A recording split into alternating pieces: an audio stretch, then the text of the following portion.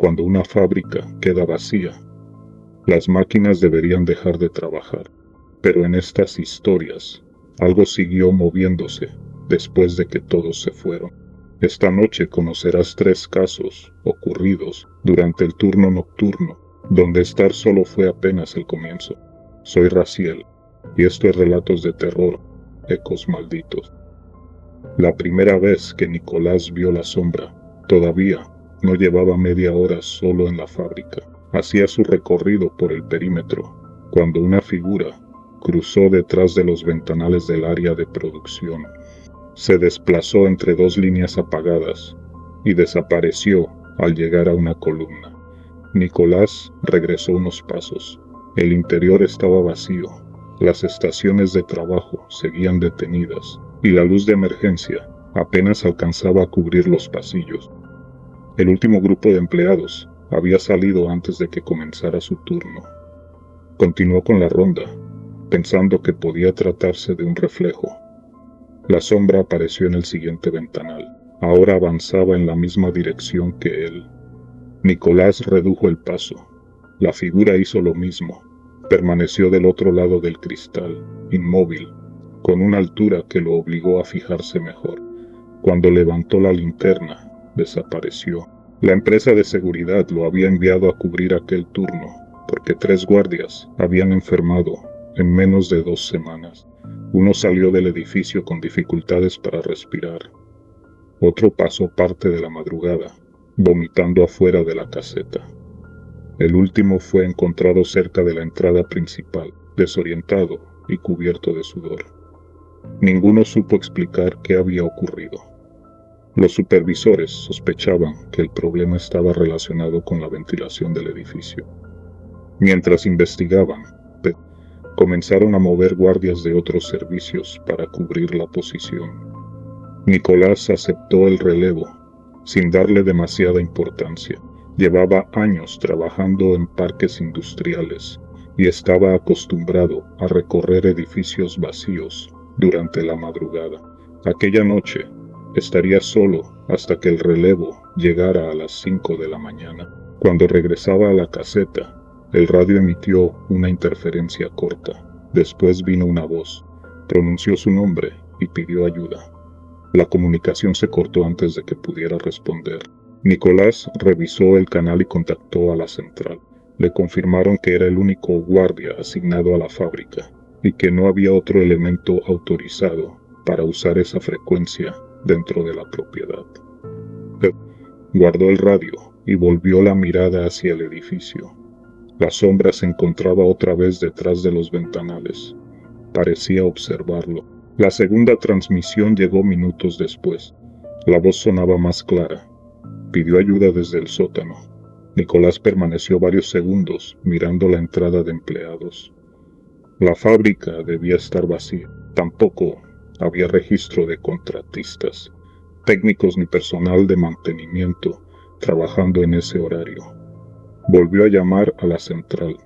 Le dijeron que probablemente se trataba de interferencia, aunque la operadora ya no sonó tan segura cuando Nicolás mencionó que la voz conocía su nombre. Poco después de la medianoche, inició la inspección interior. Su bitácora exigía recorrer ciertos puntos dentro de la fábrica, y uno de ellos se encontraba en el sótano. Omitirlo dejaría constancia de que no había completado la ronda. Entró por la puerta principal. El edificio tenía ese silencio propio de las naves industriales cuando la producción se detiene por completo. Permanecía el olor a metal, aceite y aire, recalentado por las máquinas que habían trabajado durante el día. Nicolás avanzó por recepción y después por el corredor principal. Cada vez que pasaba frente a una división de vidrio o una oficina cerrada, alcanzaba a ver la sombra. A veces caminaba junto a él. En otras se quedaba esperándolo del otro lado del cristal, quieta, alta, imposible de reconocer. El radio volvió a activarse. La misma voz pidió ayuda desde el sótano. Nicolás siguió el pasillo que llevaba a la escalera inferior. La puerta era pesada y tenía una pequeña mirilla rectangular. Al abrirla, sintió una presión extraña, como si el aire del nivel inferior empujara en sentido contrario. Bajó. El sótano era mucho más grande de lo que imaginaba. Los pasillos se extendían entre jaulas metálicas llenas de motores, refacciones, herramientas y piezas de maquinaria. Algunas llegaban casi hasta el techo, otras estaban cubiertas con lonas y cajas sin identificación. La distribución formaba un laberinto. Las lámparas quedaban separadas por tramos largos y dejaban corredores enteros sumidos en una penumbra gris. Nicolás registró el primer punto de control y pensó en regresar de inmediato. El radio sonó otra vez. La voz se escuchó más cerca. Pidió ayuda desde alguna parte más profunda del sótano. Nicolás avanzó hasta el siguiente cruce, alumbrando entre las jaulas. El aire se sentía más pesado allí abajo. Empezó a costarle trabajo respirar con normalidad. También sintió un zumbido en los oídos, seguido por un mareo leve que lo obligó a detenerse. Intentó comunicarse con la central. El radio solo devolvió estática. En medio de la interferencia, la voz volvió a llamarlo por su nombre. Nicolás siguió caminando. La idea de que alguien pudiera estar atrapado en ese nivel empezó a pesar más que su desconfianza. Además, el sonido parecía moverse unos cuantos metros adelante, como si la persona estuviera tratando de guiarlo entre los corredores. A mitad del trayecto alcanzó a ver movimiento detrás de la malla. Dirigió la linterna hacia una de las jaulas y distinguió la silueta alta deslizándose entre equipos almacenados. Era la misma sombra que había visto en los ventanales. Ahora estaba abajo con él. Nicolás retrocedió un paso. El radio volvió a activarse. La voz sonaba más débil, más urgente, casi sin aire. El guardia continuó en la dirección del llamado, aunque cada vez le costaba más trabajo mantener el equilibrio. La presión del sótano se le metía en el pecho y le dejaba la sensación de que cada respiración se quedaba a la mitad. Las náuseas comenzaron poco después. Trató de memorizar el camino para no perder la salida, pero cada cruce se parecía al anterior. Las jaulas repetían la misma forma y los pasillos se extendían con la misma luz enferma. En un punto decidió regresar. Al volverse, ya no reconoció el corredor por el que había entrado. El radio lo llamó otra vez. Siguió la voz, porque era lo único que todavía parecía conducir a alguna parte. Las transmisiones ya no parecían salir solo del aparato. También se escuchaban en el aire, rebotando entre las jaulas y los techos bajos del sótano. Nicolás llegó a una sección donde varias lámparas estaban apagadas. Encendió la linterna y avanzó hasta una puerta abierta en la malla metálica. Del otro lado, había un corredor más estrecho. La voz venía del fondo. Por primera vez, Nicolás tuvo la impresión de que ya no estaba pidiendo ayuda. Lo estaba esperando. Avanzó unos metros más. La luz recorrió el pasillo hasta detenerse en una figura parada al final del corredor. Era mucho más grande de lo que había parecido a través del vidrio. Su cuerpo se elevaba casi hasta las tuberías del techo, y la oscuridad que lo envolvía absorbía parte de la luz antes de dejarla tocarlo. La voz salía de esa cosa. Nicolás quiso retroceder. El aire dejó de alcanzarle. Sintió que algo en el sótano entero tiraba de su respiración hacia el fondo del corredor. El mareo se volvió insoportable. Las piernas le fallaron y cayó al suelo con la vista fija en la sombra. Lo último que alcanzó a ver fue cómo empezaba a inclinarse hacia él. A las 5 de la mañana, Esteban llegó para relevarlo. Encontró la caseta abierta, las llaves sobre el escritorio y la bitácora incompleta. El vehículo de Nicolás seguía estacionado frente al edificio, pero el puesto estaba vacío. Esteban tomó el radio y lo llamó. La respuesta llegó al instante. Era la voz de Nicolás. Le pidió que bajara al sótano. Esteban volvió a llamarlo, tratando de confirmar si estaba herido. La transmisión repitió que necesitaba ayuda y lo volvió a dirigir hacia el nivel inferior. Entró en la fábrica. Siguió el corredor principal hasta la escalera del sótano. y descendió con el radio en una mano y la linterna en la otra. La misma voz lo fue guiando entre las jaulas, siempre un poco más adelante, hasta llevarlo a un corredor estrecho en la parte más profunda del almacén. Allí encontró a Nicolás. Estaba inconsciente sobre el piso, recostado junto a una de las jaulas. Esteban dio un paso hacia él, y entonces vio la figura. La sombra permanecía inclinada sobre el cuerpo del guardia, con la cabeza casi tocando las tuberías y los brazos extendidos a ambos lados. Esteban no se acercó. Se dio la vuelta, salió del sótano y corrió hasta la caseta para pedir apoyo a la central. Solicitó guardias adicionales y servicios de emergencia. Cuando los refuerzos llegaron, varios elementos entraron juntos a la fábrica. Encontraron a Nicolás en el mismo corredor. La sombra ya no estaba. Lo sacaron del edificio y los paramédicos lograron estabilizarlo. Presentaba falta de oxígeno, deshidratación y una fuerte desorientación, aunque la revisión posterior nunca encontró una falla capaz de explicar lo que ocurrió en ese nivel. Nicolás no recordaba nada después de haber visto la figura al final del corredor. Tampoco recordaba haber respondido al relevo. La central revisó las transmisiones registradas durante la madrugada. La llamada que condujo a Esteban hasta el sótano había salido del radio de Nicolás a las 5:07. Para entonces, llevaba horas inconsciente en el suelo. El puesto de Julián llevaba meses vacante. La empresa atribuía la rotación al turno de noche y a la carga de trabajo, aunque ninguno de los empleados anteriores había permanecido más de una semana. Algunos ni siquiera terminaron su primera jornada. Julián se enteraría de eso después. Su trabajo consistía en surtir materiales a 2 líneas de empaque y retirar las tarimas terminadas antes de que bloquearan el pasillo. La mayor parte del tiempo estaría cerca de producción, pero los rollos de plástico, las cajas y varias herramientas se almacenaban en una sección antigua ubicada al fondo del edificio. Beto quedó encargado de capacitarlo. Durante el recorrido le mostró las líneas activas y los puntos donde debía recoger material. Al llegar al área vieja, pasó junto a una empacadora, rodeada por paneles transparentes y una estructura metálica. El cable principal permanecía enrollado sobre la base.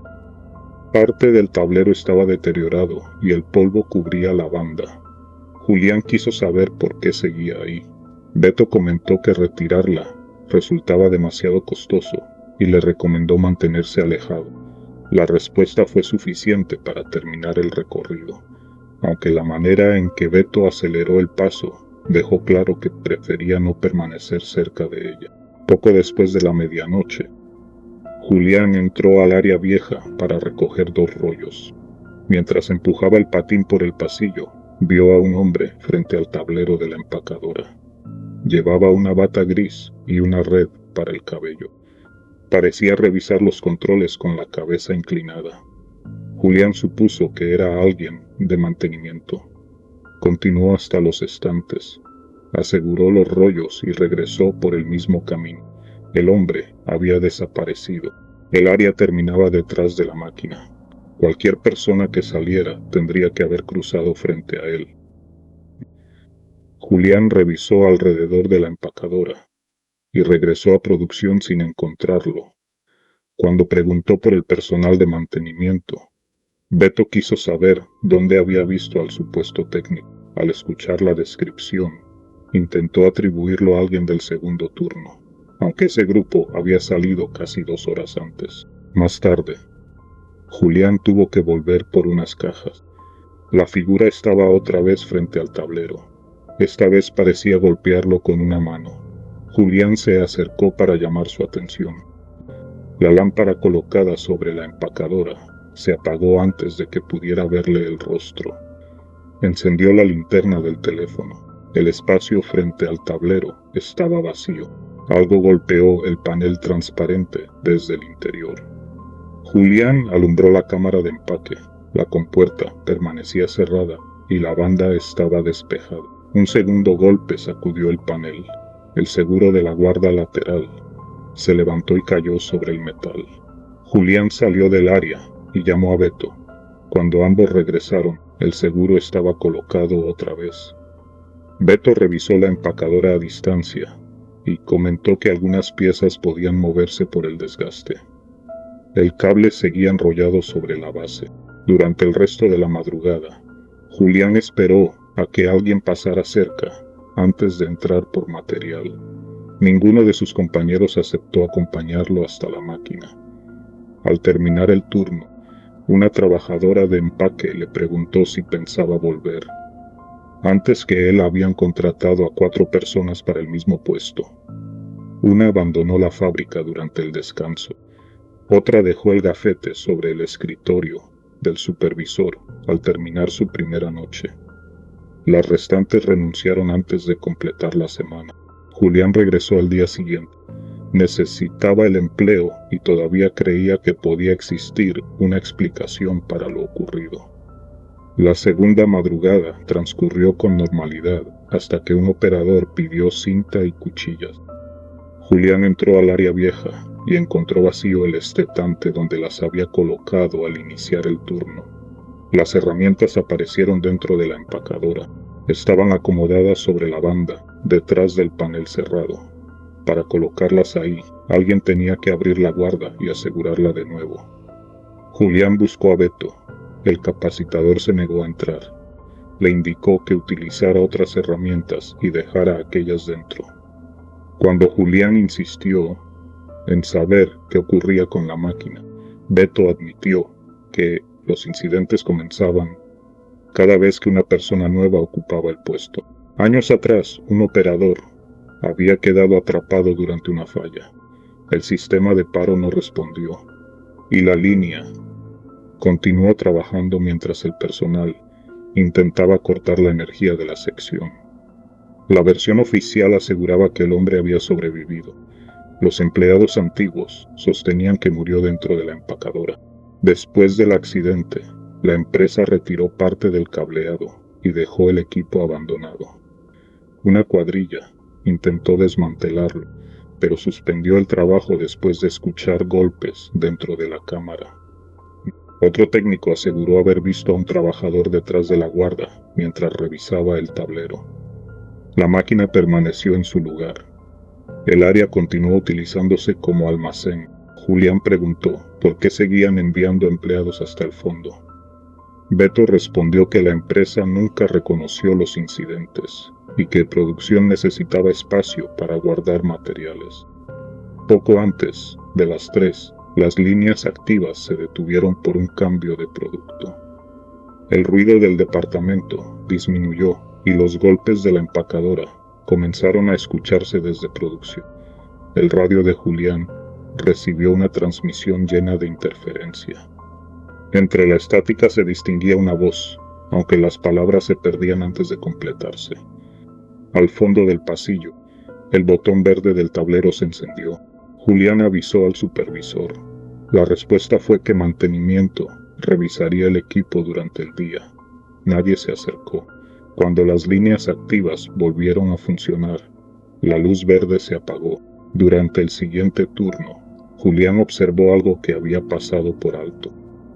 La figura de la bata gris siempre aparecía junto al botón rojo de paro. Cada vez que levantaba el brazo, intentaba alcanzarlo. Aquella madrugada la encontró golpeando el tablero con ambas manos. Sus movimientos eran desesperados. Julián avanzó y la figura desapareció. El botón rojo quedó hundido. Alguien había activado el paro de emergencia. Julián regresó a producción y le contó a Beto. Por primera vez, el capacitador aceptó acompañarlo hasta el área vieja. La guarda estaba abierta. Ambos permanecieron en el pasillo.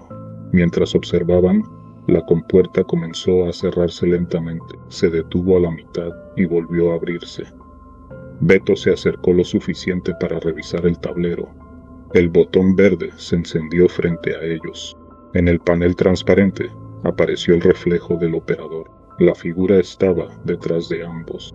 Julián alcanzó a distinguir el uniforme gris y una parte del rostro marcada por una herida oscura. El operador avanzó hacia el tablero y levantó el brazo para presionar el paro. Algo lo arrastró hacia la empacadora. Su cuerpo atravesó el panel y apareció dentro de la cámara. La banda comenzó a moverse. El mecanismo de sellado descendió y la compuerta se cerró con fuerza. Julián corrió hacia el tablero y presionó el botón rojo. La máquina continuó trabajando. Beto trató de apartarlo, mientras los golpes sacudían la guarda. El operador apareció detrás del panel, empujando la compuerta con ambas manos. El mecanismo seguía bajando sobre él, repitiendo el accidente ocurrido años atrás. Julián volvió a activar el paro. El tablero ignoró la señal. En ese momento comprendió que la aparición nunca había intentado encender la máquina. Cada golpe, cada herramienta colocada dentro y cada movimiento de la guarda buscaban mantener a los empleados alejados. El operador llevaba años tratando de impedir que la empacadora completara otro ciclo. La banda aceleró. Una caja vacía comenzó a deslizarse por el suelo hasta entrar en la máquina.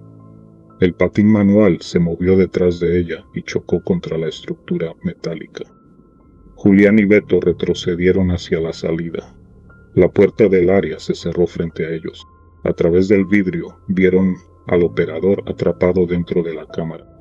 Continuaba golpeando el panel mientras el mecanismo descendía. Las luces se apagaron. El ruido terminó. Mantenimiento llegó minutos después. Encontraron la empacadora cerrada y desconectada.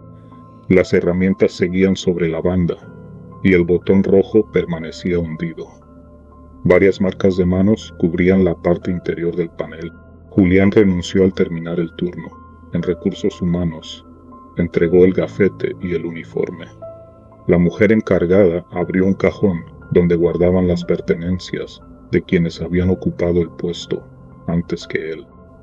Había varios gafetes del turno de noche. Mientras Julián firmaba su salida, el supervisor solicitó por teléfono a otro empleado para cubrir la vacante. La fábrica volvió a operar esa misma noche. Poco después de la medianoche, el botón verde de la máquina del fondo se encendió otra vez. La falla comenzó poco después de la medianoche. Una parte de la fábrica perdió energía mientras el equipo de mantenimiento preparaba las líneas para el turno de la mañana. Las lámparas del área de mezclado se apagaron y uno de los tableros dejó de responder. Los mecánicos restablecieron el circuito, pero volvió a caer en cuanto intentaron energizar la sección. Después de varios intentos, el supervisor llamó a un electricista de emergencia. Arturo llegó cerca de la 1. La fábrica operaba con una pequeña cuadrilla de tercer turno. Producción estaba detenida y los mecánicos trabajaban separados, cada uno preparando una línea distinta. Ernesto recibió al electricista en la entrada y lo condujo hasta los paneles. El cuarto eléctrico se encontraba al fondo del edificio, lejos de las áreas donde trabajaba el resto del equipo. Para llegar, había que atravesar producción y seguir un corredor angosto que terminaba frente a una puerta metálica. Dentro había varias filas de tableros instalados sobre muros de concreto. Las tuberías eléctricas recorrían el techo y desaparecían hacia distintos puntos de la fábrica. Ernesto le mostró el panel relacionado con la falla. Señaló los interruptores que ya habían revisado y le explicó qué equipos perdían energía. Arturo colocó el maletín en el piso y comenzó a trabajar. Retiró la cubierta del tablero, preparó el medidor y empezó a revisar las conexiones. A los pocos minutos, hizo una pregunta sobre el historial de la falla. Alguien respondió detrás de él. Arturo continuó trabajando.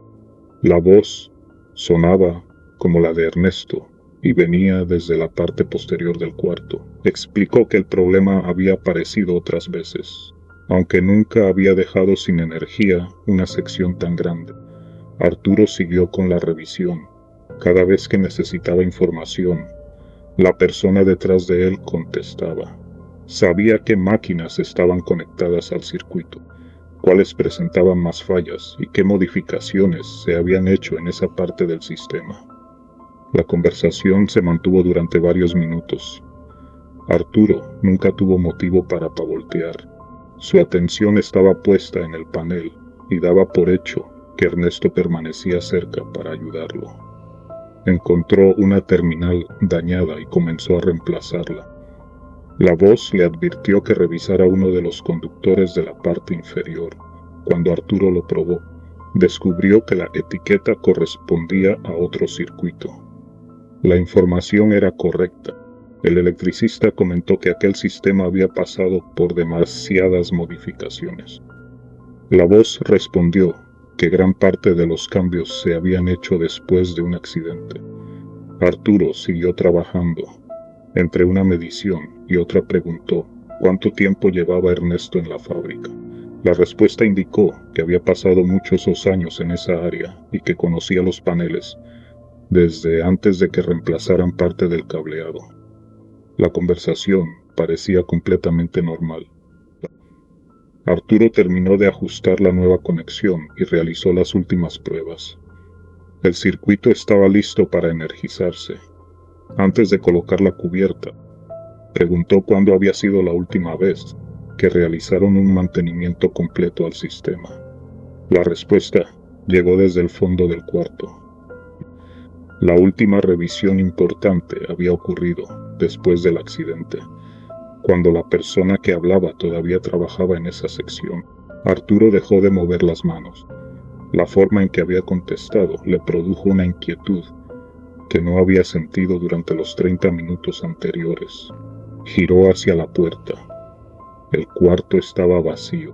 Miró entre las filas de paneles y después salió al corredor. Ernesto no estaba cerca. Desde esa posición podía verse todo el trayecto a producción. Cualquier persona que acabara de salir todavía tendría que estar caminando por ahí. Arturo regresó al cuarto. Durante casi media hora había hablado con alguien que parecía estar parado detrás de él. Aquella voz había contestado preguntas específicas y le había dado información precisa sobre el sistema. Terminó de asegurar el panel, recogió sus herramientas y salió. Encontró a Ernesto trabajando junto a una de las líneas, acompañado por otros 2 mecánicos. Arturo quiso saber cuánto tiempo llevaba fuera del cuarto eléctrico. Ernesto le explicó que se había marchado apenas comenzó la revisión. Había regresado a producción para terminar el trabajo pendiente y permaneció ahí todo ese tiempo.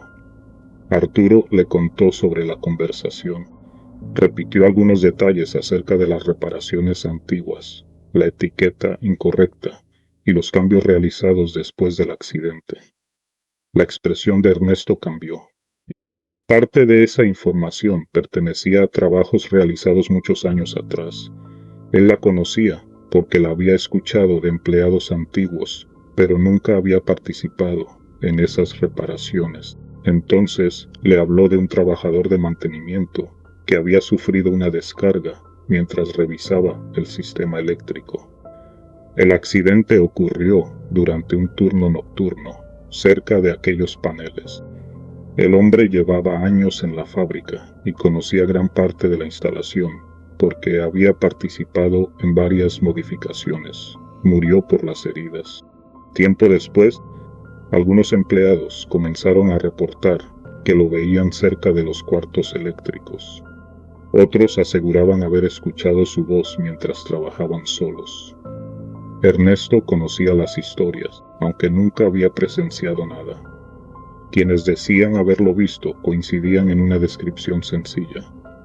Un hombre con overol azul y casco blanco, parado cerca de los paneles o caminando por los corredores aislados.